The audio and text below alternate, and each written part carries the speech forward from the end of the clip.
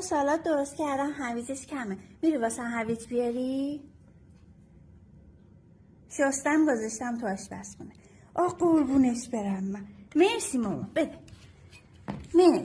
مرسی خوشگلم. چی شد؟ کجا رفتی؟ تیتو؟ لونا کجا رفت؟